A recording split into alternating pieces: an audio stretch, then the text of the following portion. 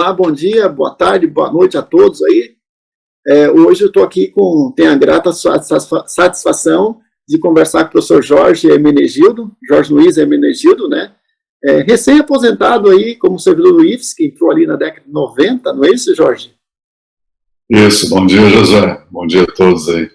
Que beleza. Então, o professor Jorge, ele tem uma longa trajetória e essa trajetória dele é muito ligada à área de gestão e também ligada à educação à distância. E nosso projeto Compartilhando Saberes, né, tem esse objetivo aí de trazer experiências, né, para que as pessoas que estão hoje ocupando aí os cargos possam aprender também com os acertos do passado, né? A nossa instituição mudou muito nos últimos anos e essa famosa cultura organizacional, né, de antiga escola técnica, escola industrial, formação profissional, muitas vezes não é bem entendida e compreendida aí, até pelos novos servidores, né? Professor Jorge, muito obrigado por participar. Eu gostaria de começar lembrando que você foi a pessoa que nos deu aí a motivação para implantar o primeiro curso EAD ali no Campus São José, que dura até hoje, né, na década de 90, até por conta da sua experiência, né? Como é que você vê hoje a educação à distância na nossa instituição e essa semente que você plantou? Bom, José, primeiro uma satisfação muito grande poder estar aqui com você, né? Muito obrigado aí por essas palavras de acolhimento, né? De fato é um caminho importante a gente poder olhar para trás com muita gratidão, né? E ver a trajetória, é claro que com alguns percalços, alguns erros e muitas aprendizagens, né,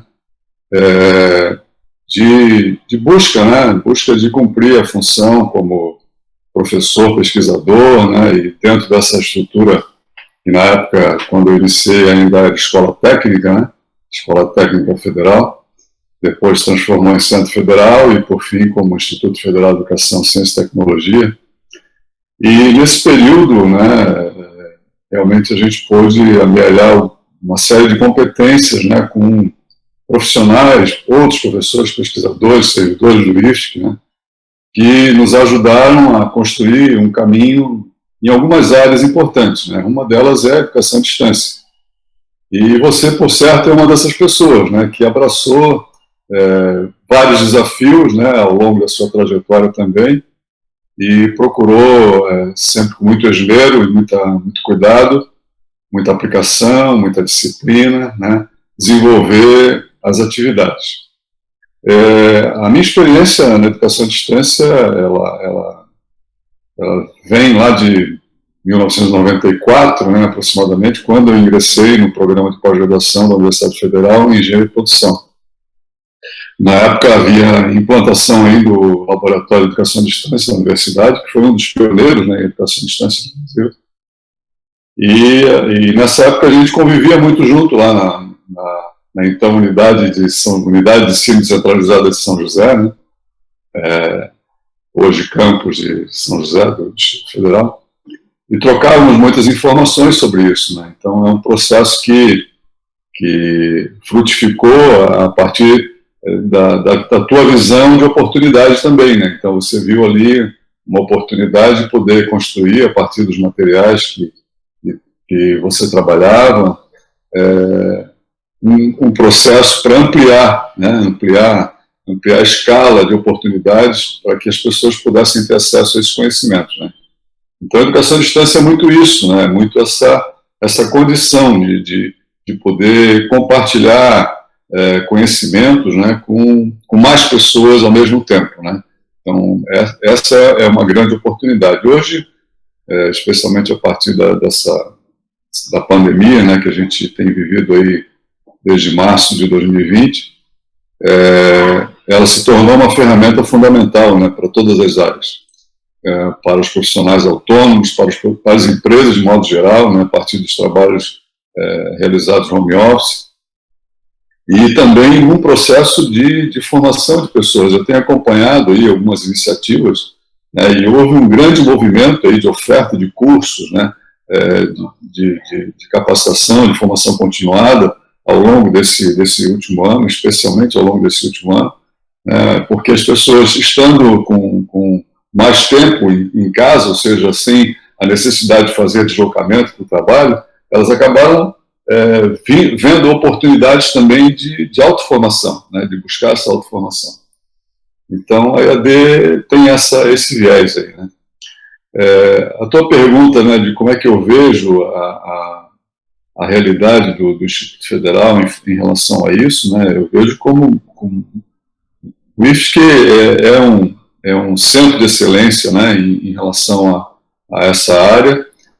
As iniciativas começaram lá com você, tiveram também, reverberaram ali no campus Florianópolis, no curso de eletrotécnica.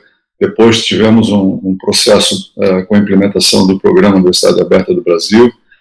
E hoje a gente vê um caminho, né, na tentativa, inclusive, estruturada, de buscar, além do suporte no ensino presencial, que foi implementado em vários cursos, né, um processo agora de um ensino, uma espécie de ensino híbrido, né, com o processo da pandemia aí. Então, em linhas gerais, assim, eu acho que essas são as considerações que eu não sei se eu consegui atender a tua pergunta aí, mas é isso. Não, com certeza, eu acho que foi legal esse teu relato, né, porque eu me lembro ali, nos idos de 98, quando a gente começou a instalar a rede de informática, né, e a internet, porque muita gente não sabe, hoje em dia todo mundo tem computador, né, mas quando eu entrei em São José em 93, parece que só havia, na área administrativa, 2 ou 3 computadores, né, e era algo realmente, ficava mais ligado à assessoria, às coordenações. E quando a gente teve a oportunidade de instalar o parque de computadores, a rede, a gente começou a ter uma página, e aí você trouxe essa possibilidade, né, desse pensamento de a gente criar um curso à distância de EAD, a gente aprovou, e ele vem funcionando desde então, né, e isso graças aí, obviamente, à tua visão de longo prazo, e com certeza as pessoas hoje, por conta da pandemia, perceberam as limitações e potenciais, né, porque não resolve tudo, mas é uma forma também de ampliar aí o raio de ação da nossa instituição, né. Outra coisa que as pessoas também não sabem, né, e que eu faço questão de ressaltar, é a tua ação junto ali como a diretoria, né, de relações externas e comunitárias, não sei se esse é o nome exato da época, na época do Cefet, porque você ajudou a implantar o Cefet, né, quando você foi para a gestão, para esse cargo ali, no mandato do professor Juarez Pontes, como diretor-geral do Cefet, creio que você foi fundamental, tanto para trazer ali boas práticas de gestão, mas também para implantar o início do que é hoje uma bem-sucedida política de comunicação, né? O boletim digital, o link digital hoje, como quiser dizer, né, o informativo, começou ali na sua gestão. Como é que você vê essa importância da comunicação para a nossa instituição? Lembrando que você também foi uma das pessoas que incentivava a gente a fazer a famosa folha de hack, famosa para nós de São José, os antigos. Hoje ninguém sabe que existe, né? Mas naquela época tinha a coluna da qualidade, né, que você sempre trazia para a gente ali, essa preocupação de trazer gestão e comunicação. Como é que você vê a importância, então, da comunicação na gestão pública?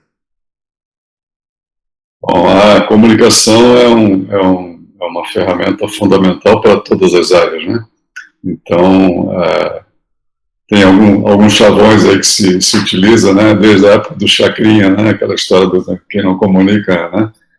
Mas o fato é o seguinte, a comunicação com qualidade, né, então, com integridade, né, isso é um ponto fundamental para que a gente possa desenvolver um trabalho e as pessoas poderem compreender efetivamente os desafios e as conquistas ou as necessidades de ação continuada e compartilhada, de uma mobilização, né? Então, a comunicação sensibiliza, a comunicação mobiliza, a comunicação compartilha, a comunicação informa, né?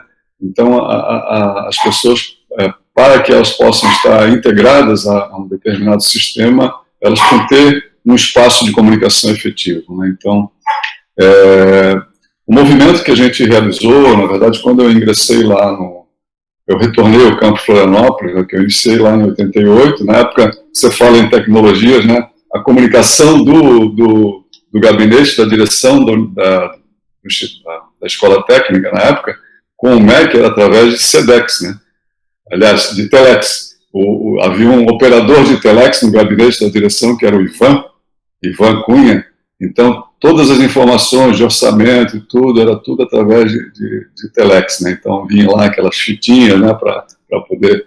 Aí, depois, a implementação da informática, né, que aconteceu ali no início dos anos 90, de uma forma mais ampliada, e se expandiu de maneira espetacular, né, na nossa vida, né, na vida de todo mundo. E aí eu retornei depois, em 1997, né, 98, quando o Juarez efetivamente assumiu ali a gestão dele, numa assessoria, né, inicialmente numa assessoria de planejamento. E na época, então, nessa assessoria a gente pôde construir a documentação necessária, né, para efetivar a transformação da Escola Técnica em Centro Federal de Educação Tecnológica. Depois, então, eu vim assumir a diretoria de Relações Empresariais e Comunitárias, né, que era uma ação vinculada a um processo de expansão, efetivamente, das ações do Cefet como centro federal agora, integrado, né, com oferta de cursos superiores de tecnologia, e a gente pôde compartilhar esse trabalho com o SEBRAE, com o FIEST, com a própria universidade, empresas, né? Algumas parcerias muito, muito bacanas aí. E aí a gente sentiu, já havia um processo de necessidade, né, de compartilhamento de informações por parte da estrutura oficial, né, da escola, né, e depois do Cefet, e veio comigo nesse processo um servidor muito importante nesse caminho aí, que foi o Paulo Tavares, né?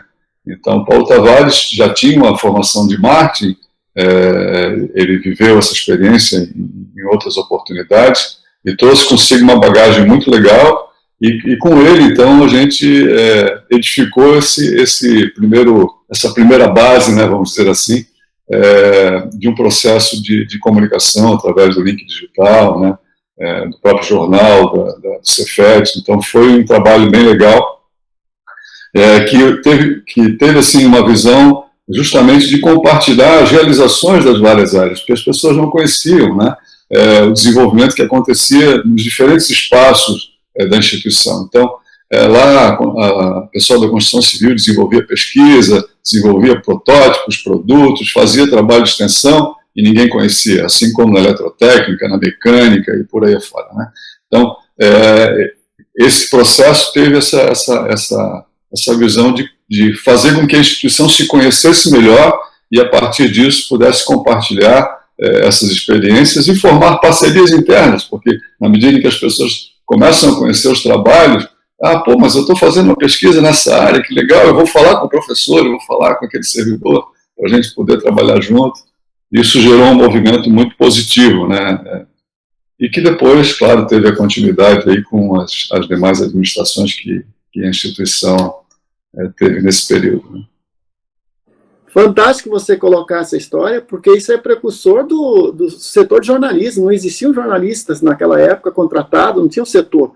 Então, começou ali, e eu lembro que é que nem a moedinha de 1 centavo do tio Patinhas. Eu tenho essa versão ainda guardada, né, a número 1, né, porque muito se perdeu ao longo do tempo. Mas eu lembro que a gente brigava por espaço. Eu achava tão importante essa forma de comunicação, até porque os campos precisavam também aparecer, e a ideia de sistema estava se constituindo, que eu lembro que a gente até discutia para ter mais espaço no boletim digital, para tu ver como era importante, né? E realmente aí vocês fizeram ali, colocaram as sementes, o que hoje é algo bastante importante, estratégico, né, para a instituição. Outra questão, quando a gente começa a olhar a tua história, começa a pesquisar mais, né, e aí você sempre foi uma pessoa muito discreta, essa é a impressão, porque a gente começa a ver que você está por trás também da implantação, da efetivação da Universidade Aberta do Brasil, ainda na época do Cefet, como Cefet, depois foi o Instituto Federal, e como um dos grandes, né, defensores da formação em gestão pública. Você podia dizer sobre a importância desse tipo de formação para o país, para os gestores públicos do país?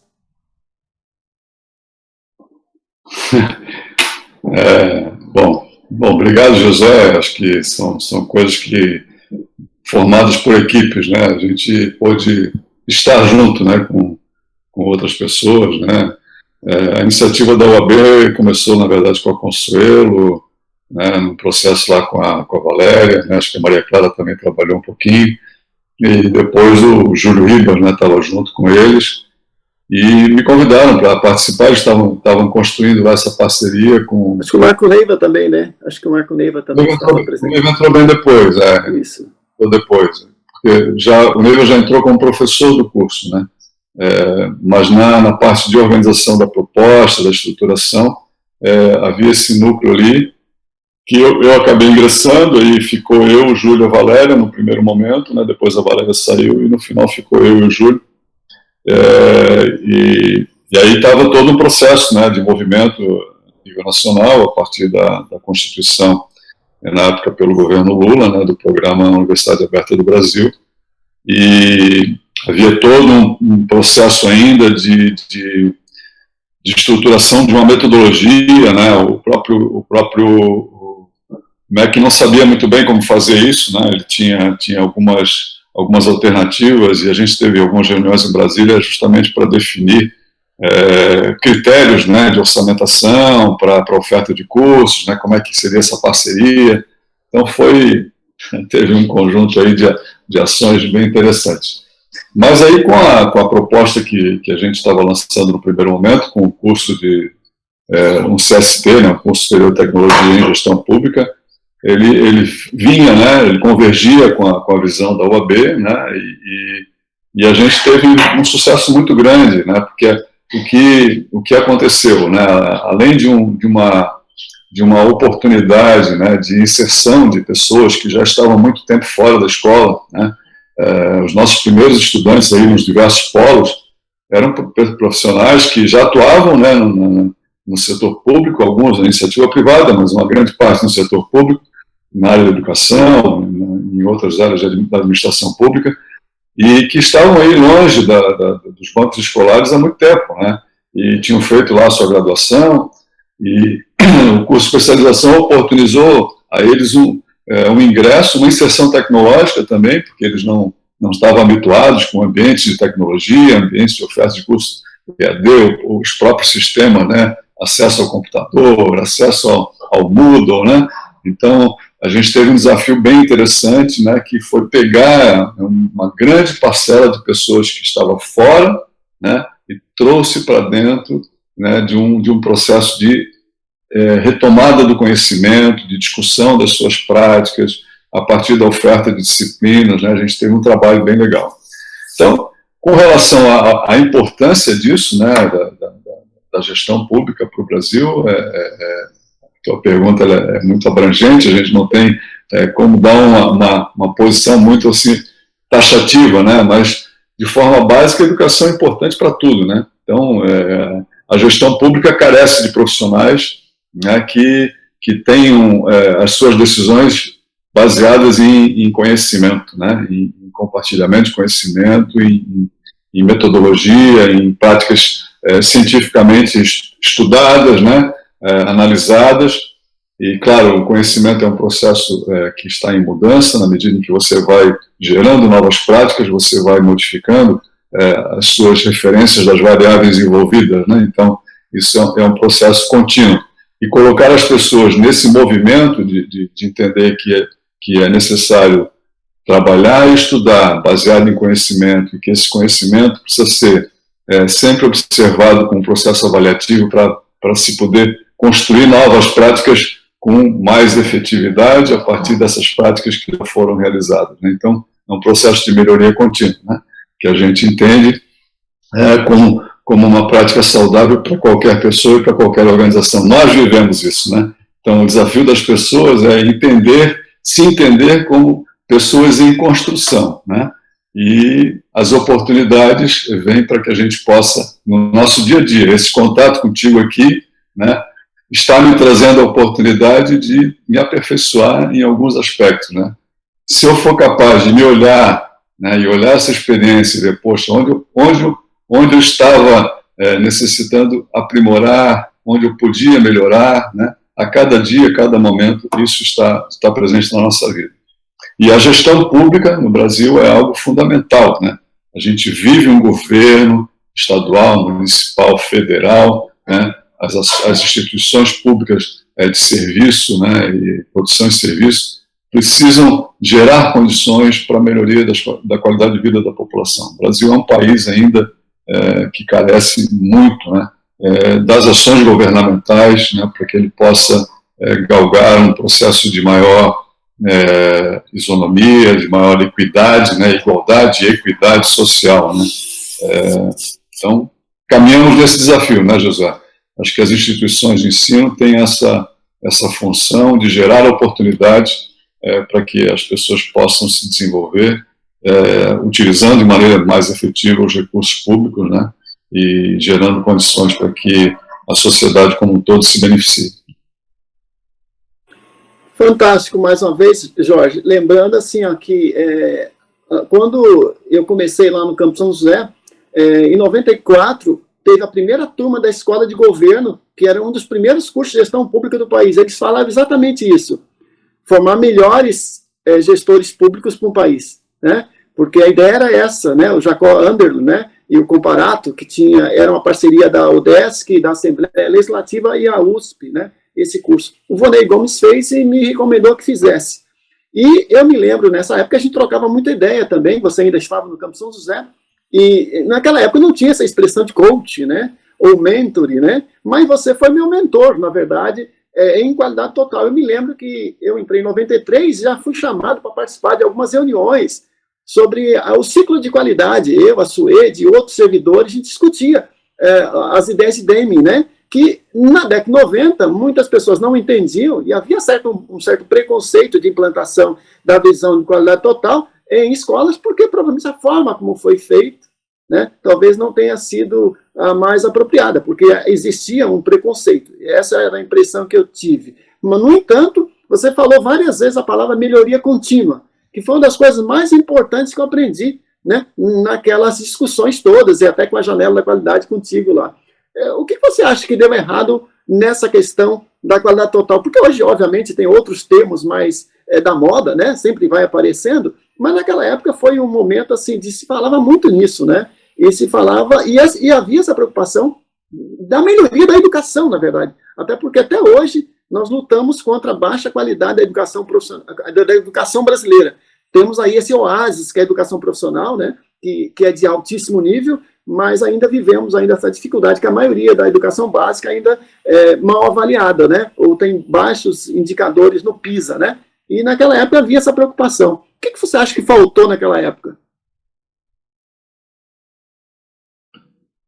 Bom, eu não acredito que deu errado, né? Acho que a gente está amealhando aí algumas conquistas.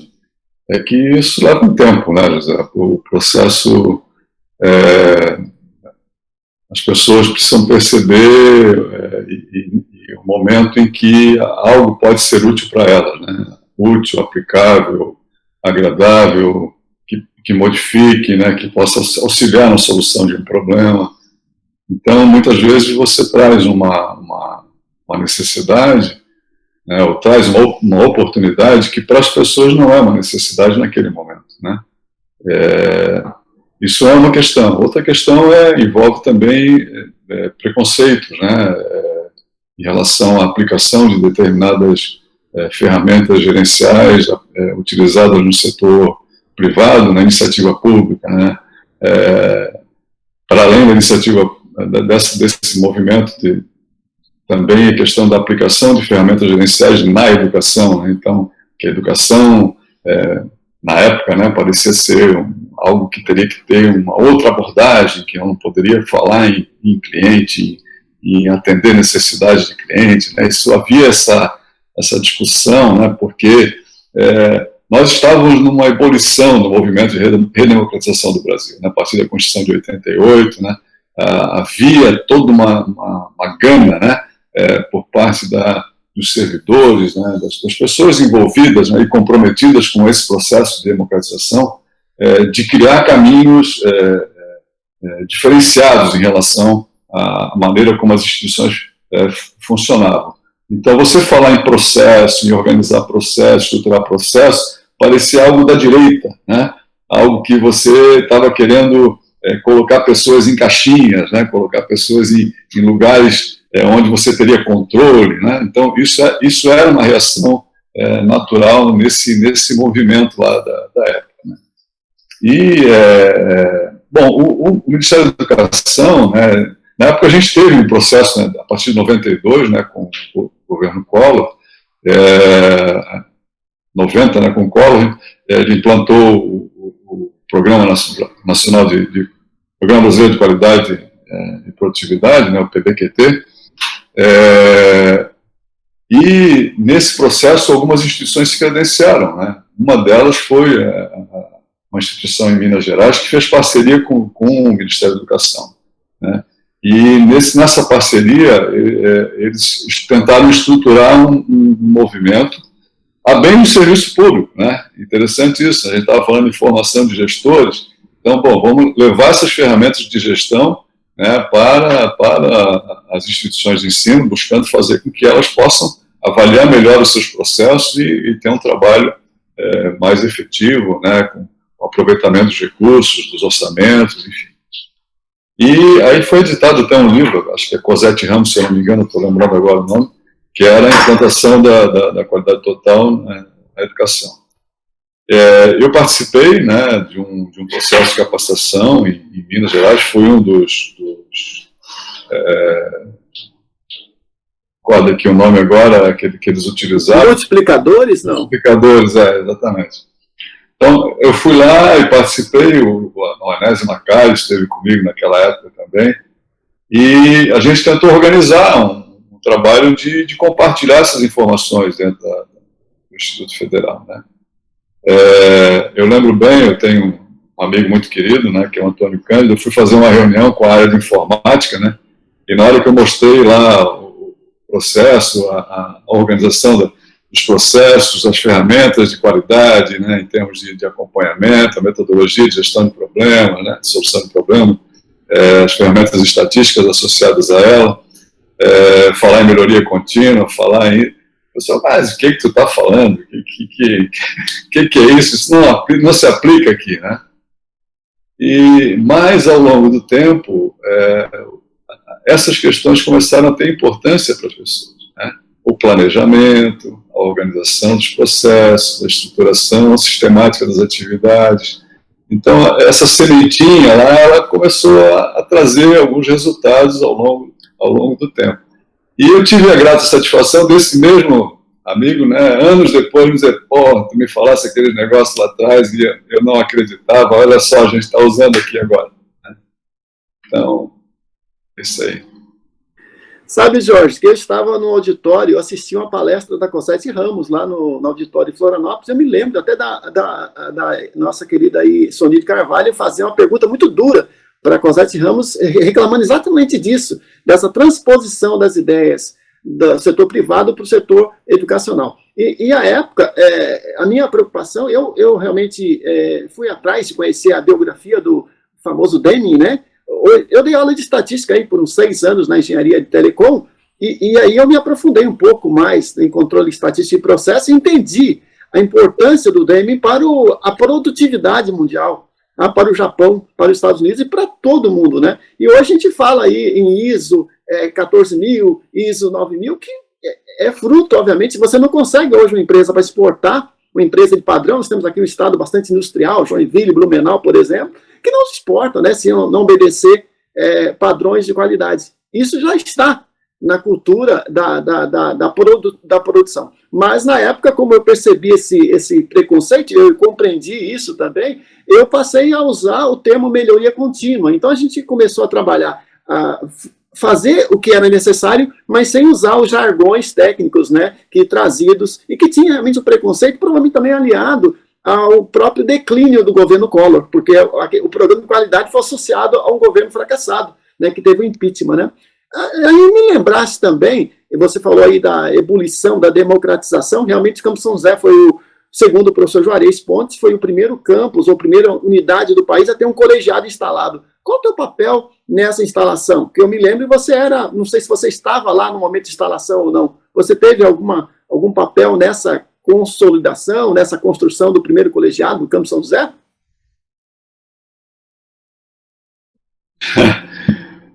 José, lembranças aí importantes, né? Bom, nós constituímos um trio, né? Era o Juarez como diretor do campus, né, da unidade de ensino, Márcio Michels, e eu tive a oportunidade de compartilhar com eles esse trabalho. Então, o Márcio ficou responsável, né, e fez um trabalho muito bonito ali em toda a implementação dos cursos, né, de organização, das coordenações, toda a estruturação. Profissional espetacular, muito aplicado, muito focado, né, e um grande amigo também. E eu fiquei mais na parte administrativa, então nós estávamos ali num desafio de implementar a unidade propriamente dita. Né? Para você ter uma ideia, né, o Evandro, se você perguntar para o Evandro ali do almoxarifado, né, ele deve ter lembranças que acontecia lá na época. Para a gente poder dar sequência às atividades mais básicas de administração, eu fazia o transporte das mercadorias do almoxarifado do campus Florianópolis, né, na época da unidade mãe, né, que é a escola técnica, e para levar para o nosso almoxarifado. Então, abastecimento da papel, toalha, papel higiênico, material de limpeza, material de escritório. Eu fiquei com essa responsabilidade de ficar abastecendo e organizar essa área de administração da unidade. Então, isso foi o início ali, né? Depois a gente passou a desenvolver um trabalho voltado à questão do planejamento, né? E nesse processo, então, surgiram as várias ações, né? Entre elas a questão do processo participativo, né? Colaborativo e participativo, né? Com a implementação do colegiado. E de forma decisiva havia uma aspiração, né, por parte de toda a comunidade. O Juarez sempre teve essa disponibilidade, né, de dialogar, né, com as pessoas, e isso era compartilhado por nós três, né, tanto por mim quanto pelo Márcio, né, de estar junto com as pessoas, debatendo e justamente mostrando, né, as possibilidades e a necessidade da gente fazer um trabalho em conjunto, porque ninguém ia fazer nada sozinho, né? Não havia como você criar uma instituição e desenvolver cursos com qualidade por uma iniciativa de alguém mandando os outros fazerem. Não é assim que funciona, não é assim que vai funcionar nunca, né? Então você tem que ter as pessoas juntos, né, entendendo que aquele desafio é um desafio coletivo e não um desafio de uma pessoa, né? E esse movimento do colegiado foi muito bem isso, né? Então, a partir disso, né, com a participação de várias pessoas, né, a Rose, por exemplo, tinha uma participação muito legal, né, os coordenadores de curso, né, os professores das áreas, os representantes dos servidores, né, o Roberto, enfim, vários outros aí que agora não vou ficar citando nomes porque eu vou esquecer de alguém, então melhor não. Mas foram muitas pessoas ali que tiveram uma participação muito, muito bacana, de maneira crítica, contundente, em alguns momentos necessários, até porque havia necessidade de implantar, mas que também estavam sempre dispostos a dialogar e encontrar um caminho mais adequado para todos, né? Porque o objetivo era um ganha-ganha, todo mundo precisava ganhar, né? E havia um instrumento, né? As pessoas que estavam responsáveis precisavam agir na busca das ações que o coletivo aspirava, né? E esse foi o movimento que o colegiado da unidade de São José começou a implantar. E infelizmente isso se perdeu, né? Ao longo desse tempo a gente vê que há hoje, né, olhando para a realidade, principalmente dos últimos tempos, né, essas ações do colegiado, elas não estão, embora haja um movimento, né, por parte dos colegiados, isso não está repercutindo nas ações de quem deveria representar a aspiração desses colegiados, né? Então, isso ao longo do tempo, né, especialmente aí a partir da implementação do Instituto, sim, o meu olhar é um pouco crítico, né, em relação ao caminho que a gestão desenvolveu esse trabalho nesses últimos anos aí no Instituto. A gente tinha uma semente muito legal e ela acabou tomando outros caminhos aí por interesses diversos, né? Mas, respondendo a tua pergunta, é bem interessante, né, a gente lembrar dessa época aí, que São José realmente foi a unidade de São José, né, ela sempre foi uma unidade muito assim, acolhedora, né, as pessoas estavam juntas o tempo todo, a própria forma como a edificação foi estabelecida, e a maneira como as pessoas entraram muitas, né, ao mesmo tempo ali, então isso foi um movimento muito legal ali, tem uma lembrança muita gratidão, né, por todo o tempo lá que lá vivi. Que show, viu, Jorge? Porque o que acontece é que São José depois, obviamente, foi ganhando um pouco mais de identidade, né? Sempre foi ali o primeiro colegiado, o regimento participativo, aí teve a primeira eleição para diretor ali com o Vonei Gomes, e assim por diante, e o campus foi tornando-se uma referência nesse sentido de participação. E quando começou a expansão, né, Florianópolis, obviamente, eu sempre lembro, Florianópolis é quem possibilitou a expansão, porque São José veio com quadro de Florianópolis, professores de Florianópolis para implantar, depois Jaraguá também foi quadro de Florianópolis, a gerência educacional Joinville também foi Florianópolis, o curso de mecânica em Chapecó também foi concebido por Florianópolis, e quando foi implantar o regimento desses campos, eu me lembro da gente, da dona Rose, da Silvana, né, da Regina, a preocupação, e a gente foi o quê? Acabou adaptando o regimento de São José, que era muito mais próximo do campus sem implantação do que Florianópolis, que já tinha quase 90 anos, né, de história, e que obviamente não dava para comportar num campus pequeno. Então, todo esse trabalho, né, que começou lá atrás de organização, realmente o fruto dele se espalhou por todo o estado. Até essa eleição por chapa, por exemplo, é fruto de uma decisão de São José, e que quando foi fazer a eleição de Jaraguá, logo depois, há algum tempo atrás, não, tem que ser esse modelo. E todo mundo acabou padronizando, né? Então, hoje tem chapa para diretor de ensino e de administração, por exemplo, que é algo concebido ali e pouca gente percebe. Jorge, chegando aqui ao final da nossa conversa, eu sei que você não para, né? Você é uma pessoa, como diria assim, extremamente atuante na educação, continua aí com novos projetos. Eu gostaria de te agradecer imensamente por essas lembranças todas, né, porque, na verdade, eu tenho essa visão. Algumas pessoas, às vezes, estão na linha de frente, e aí eu vou dar outro exemplo, uma pessoa tal como você, que tem uma grande importância, como a Regina Rogério, eu sempre falo, ela nunca apareceu, né, e algumas pessoas estão à frente, mas existem muitas pessoas trabalhando, né, na base, na estrutura, para que as coisas aconteçam, né? E eu acredito que você, na maior parte da sua carreira na instituição, você foi o backstage, esteve ali à frente, atrás de grandes eventos e grandes conquistas, mas muitas vezes discretamente por causa do teu próprio perfil, né? É uma pessoa realmente assim que faz a coisa certa, mas nunca se preocupou em aparecer por isso. Como é que você vê hoje, para encerrar, agradecendo e para finalizar, como é que você vê hoje o IFSC diante desse cenário todo de enfrentamentos que nós temos aí, dessa crise econômica, política, ética no país, e como você hoje se coloca, né, como recém-aposentado, para a educação, porque eu sei que você não está parado, eu sei que você continua atuante aí na área educacional.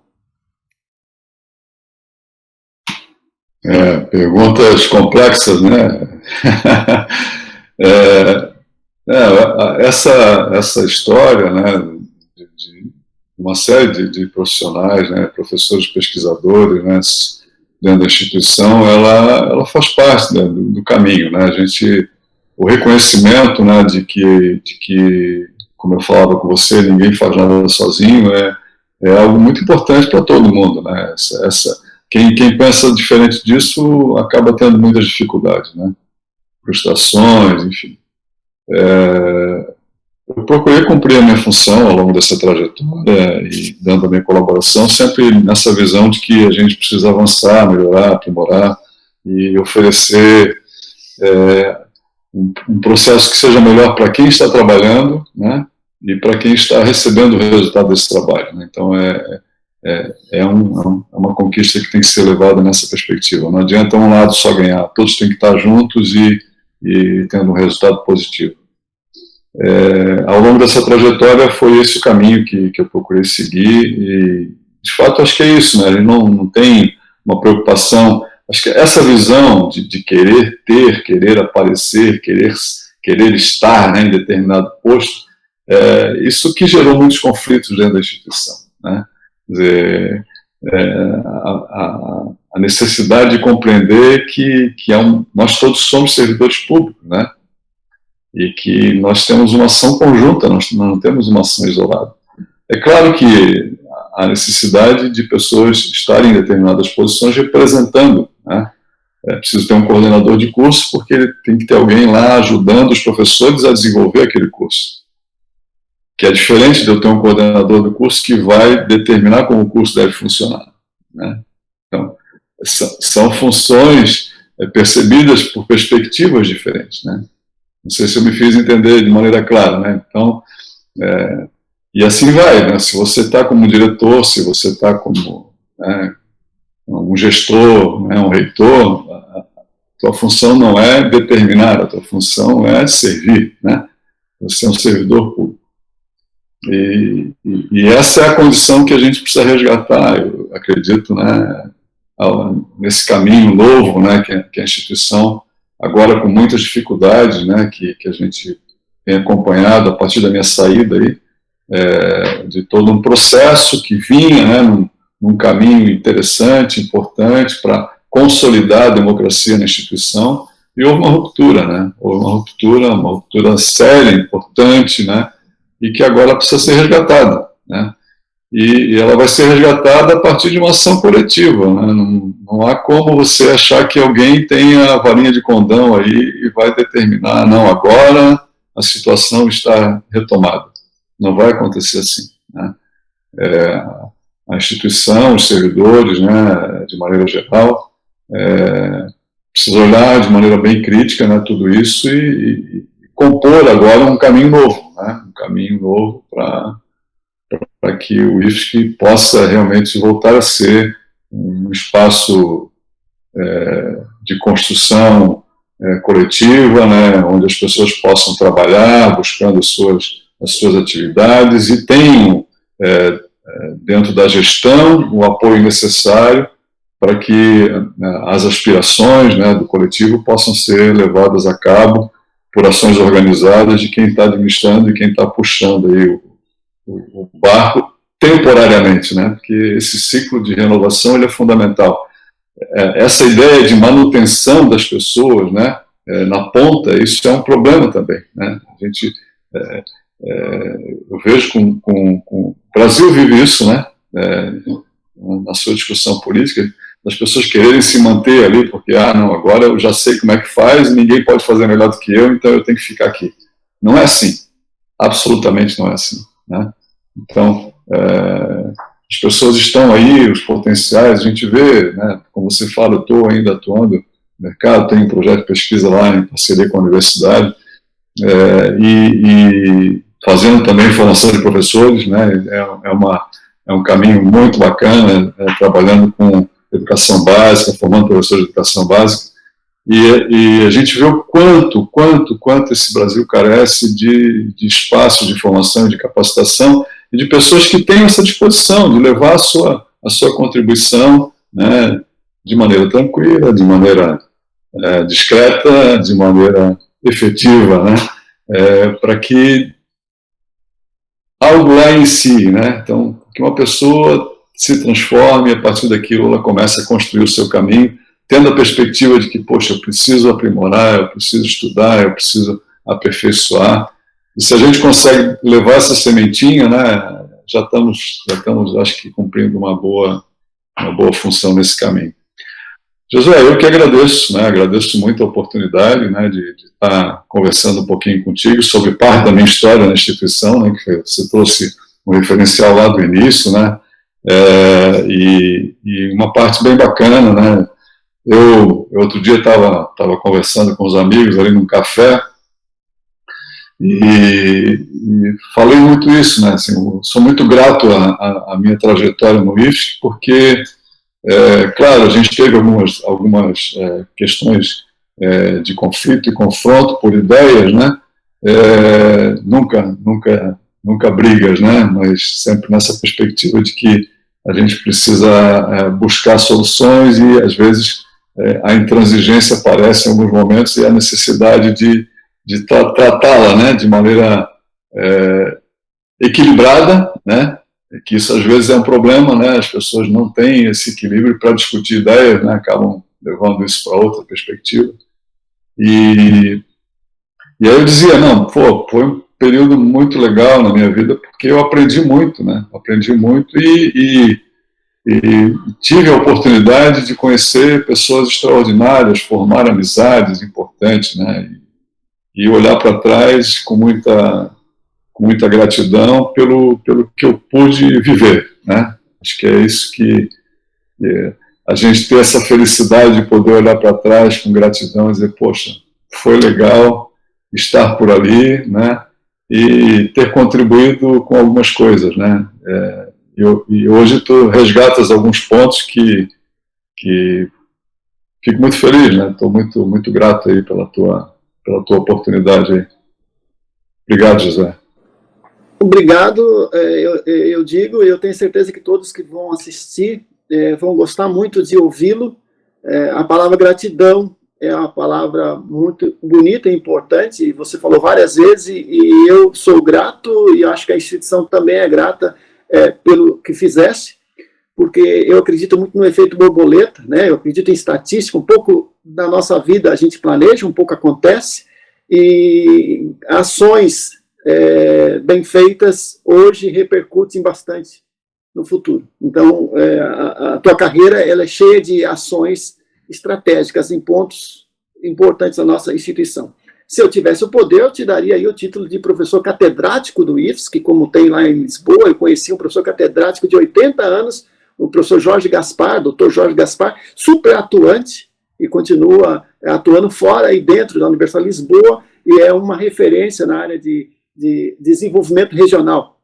Ele faz trabalho para toda a Europa, então eu trouxe essa expressão, professor catedrático, que a gente aqui não valoriza muitas vezes as pessoas que deixam o quadro efetivo. E nós temos que valorizar essas boas histórias, porque boas histórias tem em todo lugar. Hoje tem um grupo de servidores muito jovem na instituição, com menos de 5, 10 anos, e é preciso realmente que tenha essa compreensão da nossa história e como a gente chegou até aqui, né? Porque dizem, eu aprendi isso desde cedo, quem não tem história não tem futuro. E mais, para finalizar, me lembro de uma frase sua bem interessante. Uma vez eu estava lá em São José discutindo contigo sobre o campus e tal, e você me disse bem assim, Josué, quem faz a instituição são os professores, os estudantes, os servidores. Se o diretor da instituição passar 15 dias sem aparecer, a instituição vai acontecer. Vai chegar um momento que vão descobrir que ele não está ali, porque vai ter que discutir orçamento, vai ter que representar tal. Mas a instituição tem que funcionar. Ela não deve depender de uma pessoa. E nesse sentido, né, esses pensamentos, essas frases bem colocadas, essa é uma orientação que tu trouxesse ao longo da minha carreira que eu fui levando. E eu acredito que tem isso bem dentro de mim, ninguém é substituível, e que a gente é uma parte, né, e cada um coloca um tijolinho, e eu sou de São José, que tem muito tijolinho à vista, né? Alguns até contam tijolinhos à vista ali, a gente já pede para entrar em licença, né? Quando começa a contar tijolinho à vista. Mas, brincadeira à parte, eu acredito que a gente coloca cada um tijolinho nesse processo de construção que não tem fim. E aí me lembra o livro do Alcides, da Almeida, que tem lá no final a lista de todos os servidores que trabalharam na instituição. Tá aí, docente. Né? Então, daqui 50 anos, obviamente, terá o meu nome, o teu nome lá naquele livro, ou no livro de alguém que vai escrever, provavelmente outro filho do Alcides, ou algum outro historiador, né, que vai bancar e vai abarcar esse projeto que é lindo, que é preservar a história, né? E aí a gente, obviamente, tem esse orgulho aí de ter trabalhado junto e de ter contribuído com o tijolinho. Muito obrigado, fique bem, fique com saúde, se quiser dar alguma palavra final, senão a gente encerra por aqui. Não, apenas muito obrigado também, José, e fico muito feliz por ter tido essa oportunidade de estar contigo aqui, né? Espero que a gente possa se encontrar aí mais vezes ao longo desse caminho. Obrigadão. Vamos parar a gravação. Muito obrigado aí pela tua gentileza.